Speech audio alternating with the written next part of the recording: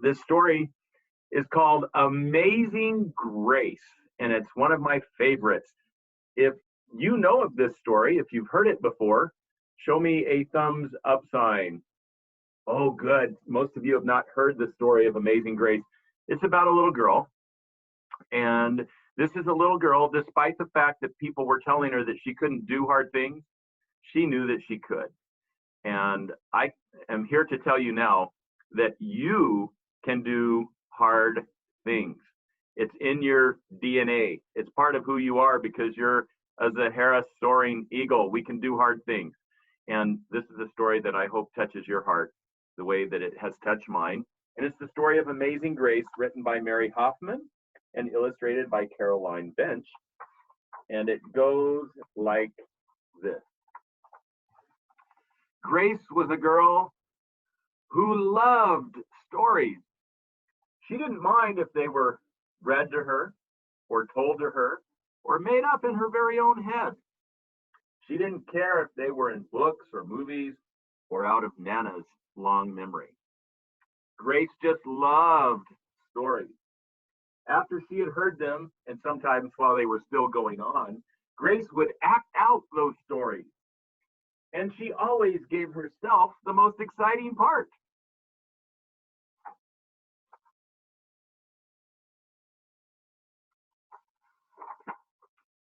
Grace went into battle as Joan of Arc and wove a wicked web as Anansi the spider.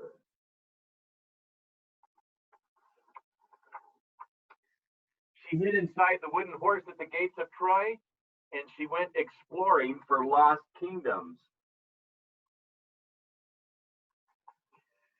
She sailed the seven seas with a peg leg and a parrot.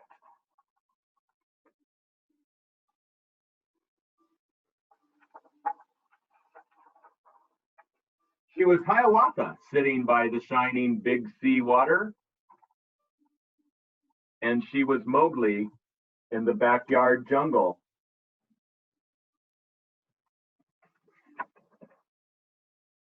Most of all, Grace loved to act out adventure, stories, and fairy tales. When there was no one else around, Grace played all the parts herself. She set out to seek her fortune with no companion but her trusty cat, and found a city with streets paved in gold. Or she was Aladdin rubbing his magic lamp to make the genie appear.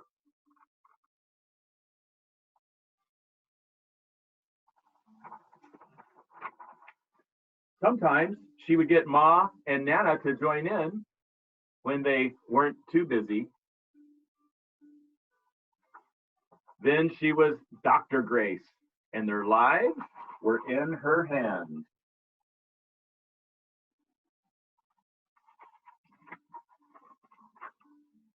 One day, Grace's teacher said that they would do the play Peter Pan. Grace knew who she wanted to be.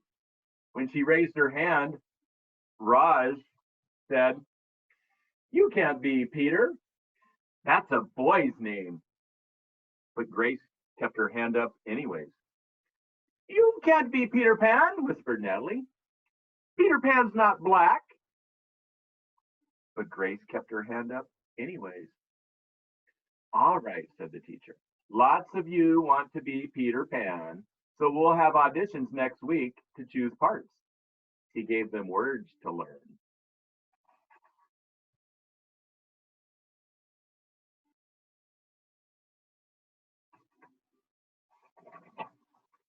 When Grace got home, she seemed sad. "What's the matter?" asked Ma. "Rod says I can't be Peter Pan because I'm a girl." "Oh, that just shows what Raj knows," said Ma. "A girl can be Peter Pan if she wants to." Grace cheered up. Then later she remembered something else. "Natalie says I can't be Peter Pan because I'm black." Ma looked angry. But before she could speak, Nana said, "It seems that Natalie is another one who don't know nothing, child. You can be anything you want, Grace, if you put your mind to it."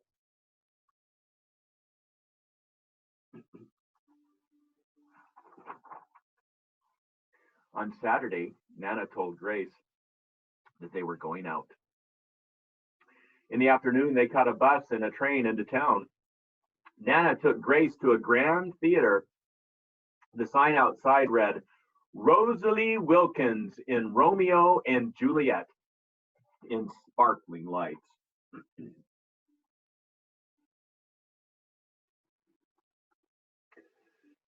Are we going to the ballet, Nana? Asked Grace. We are, honey. But first, I want you to look at this picture. Grace looked up and saw a beautiful young ballerina in a tutu. Above the dancer, it said, Stunning New Juliet.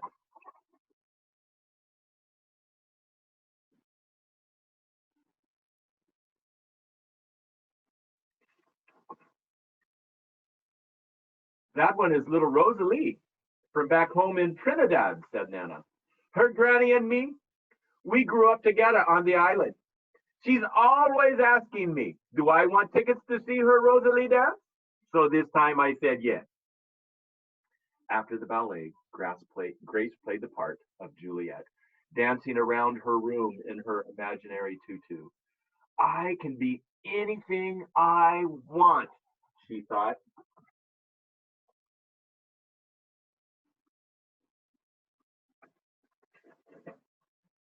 On Monday, the class met for auditions to choose who was the best for each part. When it was Grace's turn to be Peter, she knew exactly what to do, and she knew all of the words to say. She had been Peter Pan all weekend. She took a deep breath and imagined herself flying. When it was time to vote, the class chose Raj to be Captain Hook and Natalie to be Wendy. There was no doubt who would be Peter Pan. Everyone voted for Grace. You were fantastic, whispered Natalie.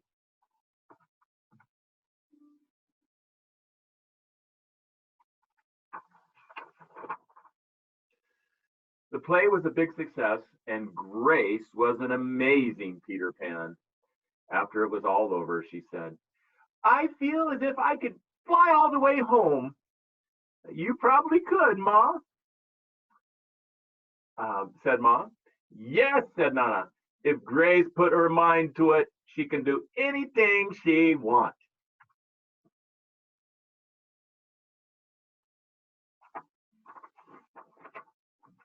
And boys and girls, I'm here to tell you that if you put your mind to it, you too could do anything, anything that you want.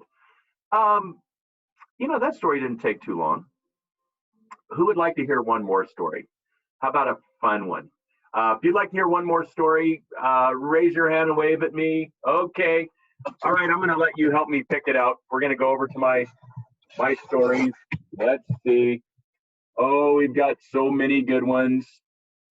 Oh, I don't know which one I want to read to you. Let's see. How about,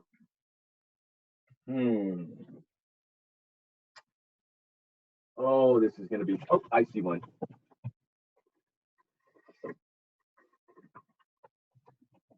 I've got one for you.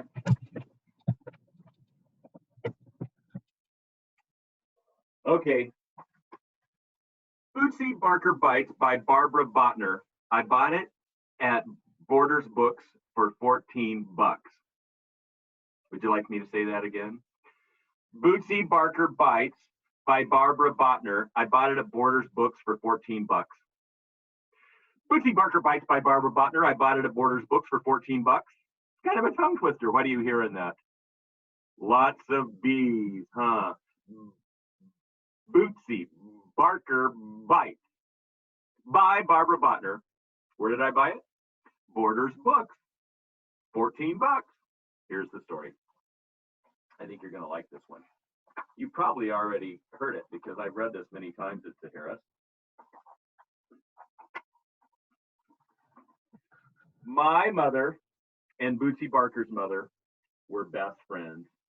When Mrs. Barker comes over to visit, she always brings chocolate donuts, fresh strawberries, and Bootsie.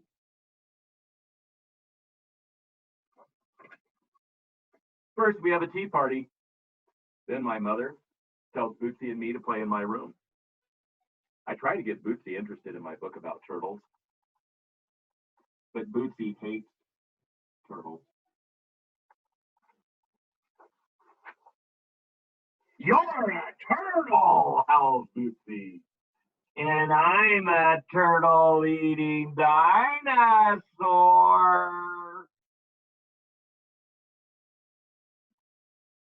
Is this too scary, boys and girls? Can I keep reading? My mother calls, play nicely, girls. We are, yells Bootsie. I can't yell anything. Can you see why Bootsie can't yell anything? It's time for the Barkers to go home. We'll be back tomorrow, says Mrs. Barker cheerfully. I tell my mother I don't like playing with Bootsie Barker. My mother tells me I have to learn to get along with all kinds of people. Does your mother ever tell you that you have to get along with all kinds of people, boys and girls? I go to bed and dream that Mrs. Barker moves far away and takes Bootsie the dinosaur with her. But Mrs. Barker and Bootsie never go anywhere except the park and the grocery store and our house. It's so nice you girls can be friends, says Mrs. Barker as Bootsie leads me to my room. Can you see how Bootsie leads her to her room? I let Bootsie look at my pet salamander, Charlene. But Bootsie hates salamanders. You're a salamander, howls Bootsie. And I'm a salamander-eating dinosaur. Mrs. Barker knocks on the bedroom door. It's time for Bootsie to go home. Tomorrow, says Bootsie, you get to be a worm. That night, I dream that Bootsie accidentally falls off the edge of the world. I try to save her, but I'm too late. In the morning, my mother says she has a wonderful surprise. Bootsie will be staying overnight at our house while Bootsie's parents are in Chicago.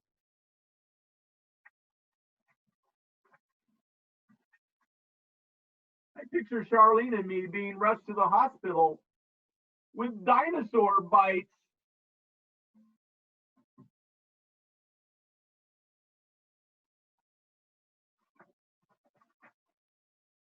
When my mother asked me what Bootsie and I would like for snacks, I can't stand it anymore. Bootsie Barker is a dinosaur, and she's planning on eating me alive.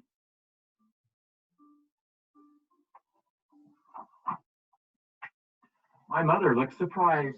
Sweetheart, she says, tell Bootsie you don't want to play that game anymore. I go to my room to think it over. Charlene and I spend the morning inventing a new game. The doorbell rings. It's the Barkers dropping off Bootsie, the dinosaur. Hello, little worm, howls Bootsie. I stand up and look Bootsie in the eye. Pardon me, Bootsie, but I'm not a worm. I'm a paleontologist. Do you know what they do, Bootsie? They hunt for dinosaur bones. Would you like to play that game, Bootsie?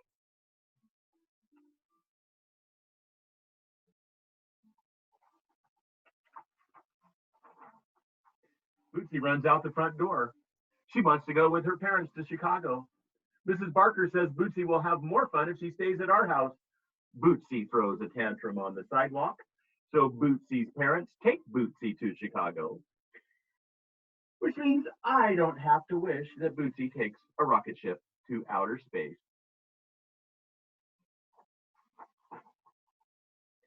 Although, if she does, it's fine with me. Bootsie Barker Bites. I hope that you enjoyed that story too. You know, we've only been reading for 16 minutes. I don't want to press my luck, but should we read one more story? Are you guys good for one more story? Wave your hand if you're good. Okay. All right, one more story. All right, we're going to pick out another one here. Let's see. What are we going to choose this time?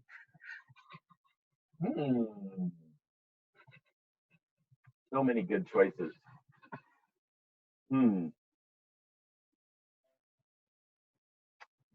Let's see. Man, we got some good choices. Let me look around for just a second. I want to find the just right one for you. Okay.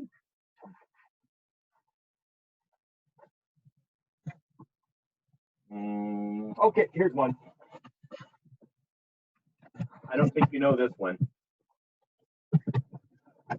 This is a story that is not very well known. It's called The Teeny Tiny Teacher by Stephanie Colmanson, illustrated by Dennis Roche. The Teeny Tiny Teacher, and it goes like this. Are you sure you guys want to hear one more story? Wave your hand if you want to hear one more story. All right, we're going to do this. One more story. It's The Teeny Tiny Teacher, which is actually a teeny tiny ghost story, adapted a teeny tiny bit.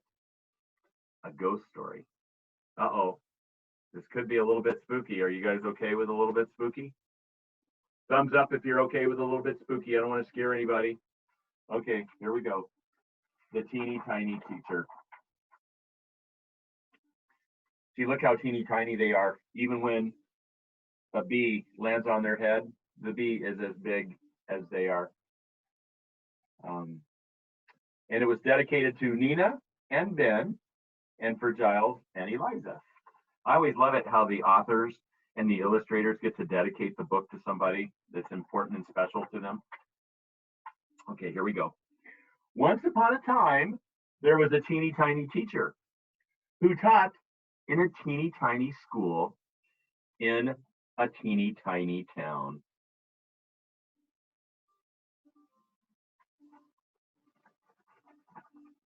One teeny tiny morning, after taking the teeny tiny attendance and singing teeny tiny morning songs, the teeny tiny teacher said, "Who would like to take a teeny tiny walk?" Me, called all the teeny tiny students in their teeny tiny voices.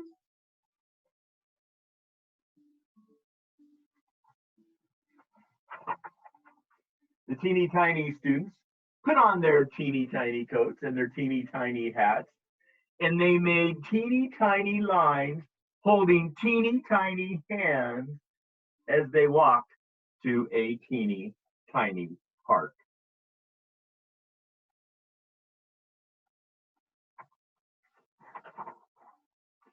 At the teeny tiny park, they found many teeny tiny things.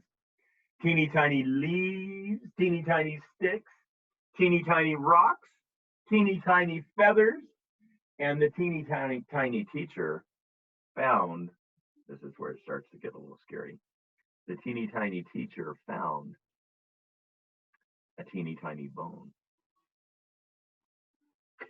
I will save this teeny tiny bone for our teeny tiny science lesson, said the teeny tiny teacher to her teeny tiny self.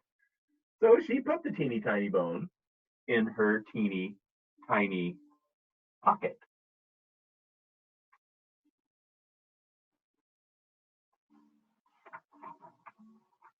When the teeny tiny teacher got back with the teeny tiny class to their teeny tiny room, they hung their teeny tiny coats and their teeny tiny hats in the teeny tiny closet. The teeny tiny teacher forgot all about the teeny tiny bone in her teeny tiny pocket. Who is ready for a teeny tiny snack? Asked the teeny tiny teacher. We are, said the teeny tiny students. While the teeny tiny teacher was filling teeny tiny cups with juice, a teeny tiny voice whispered, give me my bone.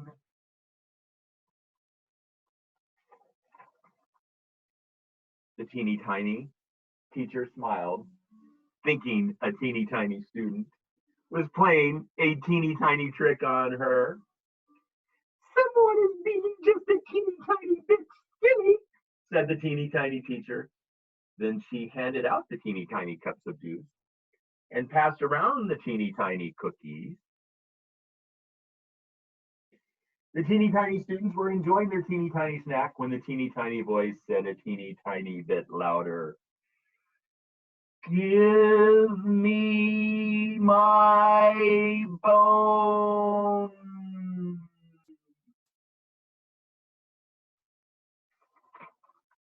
The teeny tiny students were a teeny tiny bit frightened. They spilled their teeny tiny cups of juice and dropped their teeny tiny cookies all over the teeny tiny floor. Someone is being more than a teeny tiny bit silly right now, said the teeny tiny teacher with her teeny tiny hands on her teeny tiny hips. Teeny tiny students who have something to say must raise their teeny tiny hands.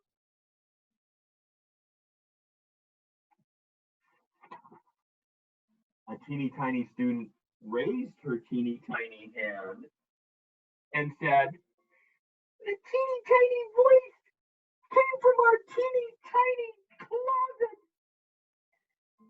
Teeny tiny closets do not talk, said the teeny tiny teacher. Then she helped her teeny tiny students clean up the teeny tiny room.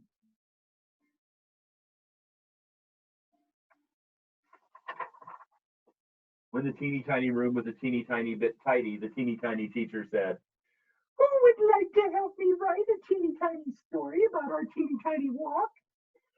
Me, said all the teeny tiny students. They were taking turns telling the teeny tiny teacher what to write with when their teeny tiny closet started to shake and rattle, and the teeny tiny voice called out a teeny tiny bit louder, give me my bone.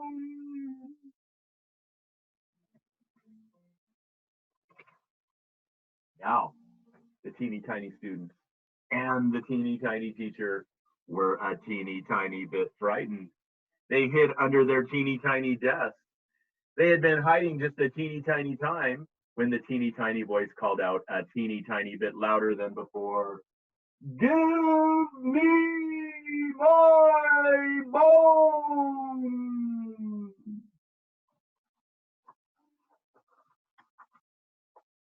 This made the teeny tiny teacher and her teeny tiny students a teeny tiny more frightened, so they hid a teeny tiny bit further under their teeny tiny desk. They were shivering and shaking a teeny tiny bit when the teeny tiny voice called out again, a little bit louder, give me my bone.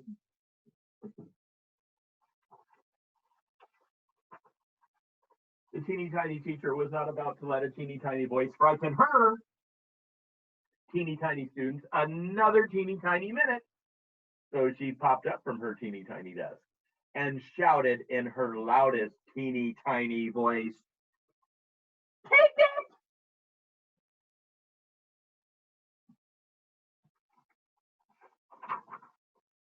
After that, the teeny tiny teacher and her teeny tiny students never heard the teeny tiny voice again.